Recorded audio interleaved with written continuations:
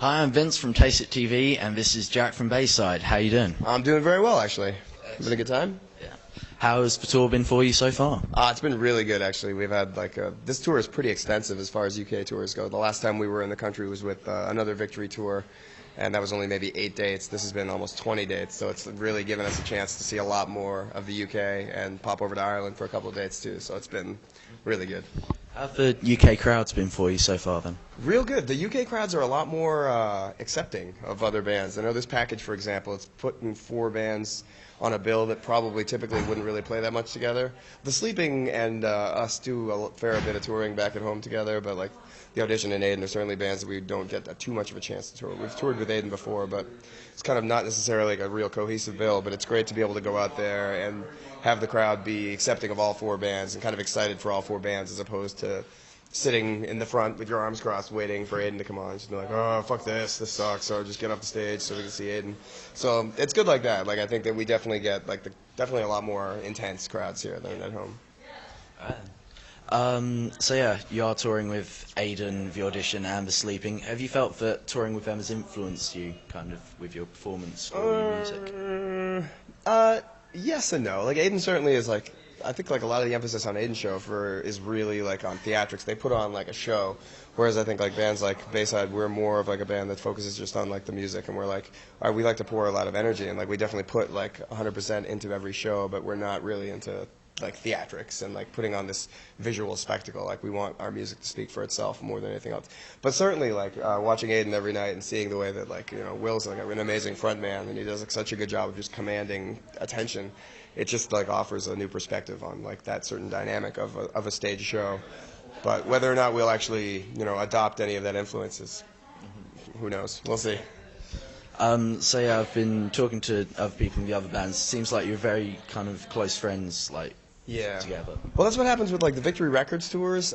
Usually, most of the bands that I've ever met or toured with on Victory Records end up being really good friends of ours. So like in that respect, Victory Records is kind of like a family, which makes it really nice coming over here with bands that we've known and toured with before. This is actually the first tour we've ever done with the Audition. So, and we're in a bus with the Audition and the Sleeping. So there's like 16 of us crammed into a bus. So you certainly get to know somebody after spending 3.5 weeks in like, you know, basically in this bubble with those people.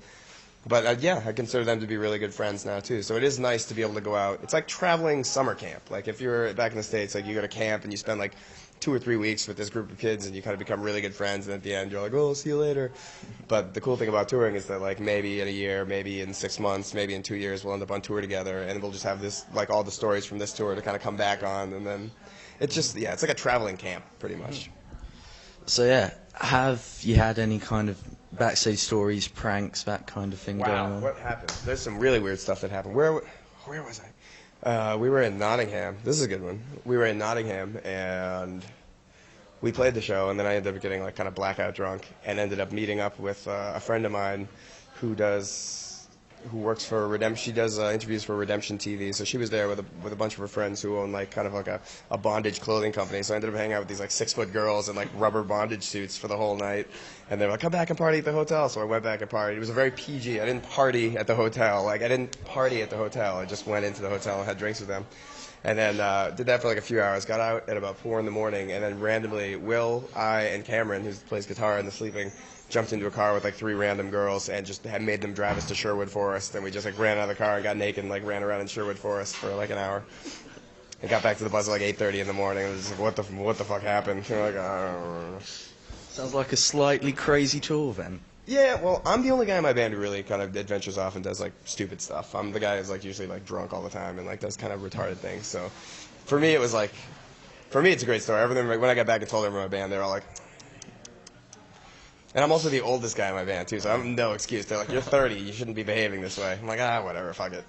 You only live once, you might as well have a good time. Yeah. Plus, why be on tour if you're not gonna have fun? Like, the experience, like the opportunity to come to a different country and be on a bus and be able to play shows in front of like, you know, thousands of people every day that like are really stoked on what you're doing, and then the opportunity to go out and party, and you know, you've got like people who care about you and like what you do and are willing to like take you under their wing and say, hey, look, I'm from here. Let me show you let me bring you around and show you some cool stuff to do.